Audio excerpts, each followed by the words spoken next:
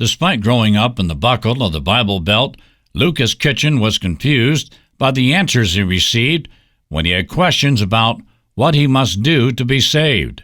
He has now authored the book, Naked Grace. This book is my story. It's the story of trying to get clear on those basic subjects of salvation and assurance. It was basically returning to something simple that I was taught when I was a kid, but so many layers of complexity got added to that simple saving message that I could no longer see the simplicity and the beauty of grace. That's what I hope people will get from this book, an opportunity to uncloak all of the complexity that's been added to grace. Only more confusion prevailed as he tried to seek answers to his questions about grace. For me, this book came out of a huge amount of confusion that I had coming up through what I would call the Bible Belt. And I spent years just being confused. And this title comes from a particular story that I share in the book where I began to sort of uncloak grace, so to speak. So Kitchen decided to take a step up to the next level. It was the deep theologians that got me the most confused. And it wasn't because I wasn't listening. I was very interested in Bible subjects from a young age. What I was looking for was practical answers, very simple explanations of things as simple as, what do we do to ensure that we're saved? What do we do to make sure that we're going to go to heaven? Things like that we should learn in Sunday school. But honestly, I was having trouble because I was hearing contradictory answers. His quest continued as he sought an answer he could understand, so he could share it with others. It's easy to share cliches, share phrases and euphemisms that we've heard so many times that they've kind of lost their meaning. We need to return to a clear understanding of grace, but ultimately I think what we need to do is we need to ask questions of our teachers. We need to demand that they give us practical definitions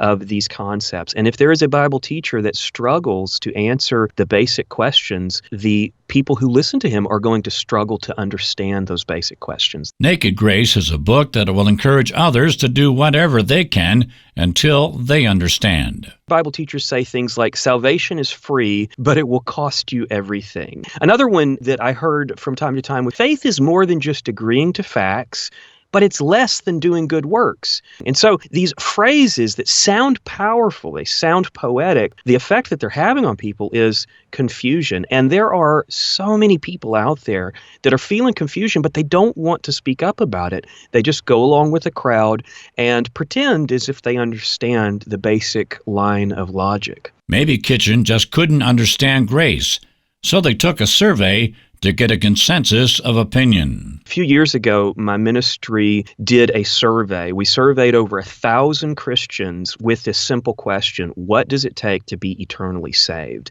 And the answers could not have been more varied if we would have asked, define the universe and give 3 examples. I mean, confusion is rampant based on these simple questions. What do you have to do to be saved? So, no, I'm definitely not alone. Can a reader ever really fully understand grace? You can give someone grace, and it just means that you excuse them when they say something inappropriate, or you can show grace by walking in a certain way. I mean, we have so many different meanings of grace, and what I hope to do in this book is help people return to a biblical understanding, but not to do it through a dry theological approach, but to do it through showing by story. I think that's what this book accomplishes, so that we can see clearly what God meant by grace itself. Naked Grace by Lucas Kitchen uses stories, sometimes humorous, to give readers insight. I believe we learn by stories. You know, when a story is moving or it's funny or it's thought-provoking, which, by the way, I think this book is, I think the learning can be really, really deep. We can see things that we wouldn't have seen by just dry facts. And I believe that in this book, a reader can be encouraged to not lose heart in their own quest for answers. People are madly trying to dress up grace in all kinds of religious behavior, but what we need is what I might call naked grace. Simple, plain, and beautiful.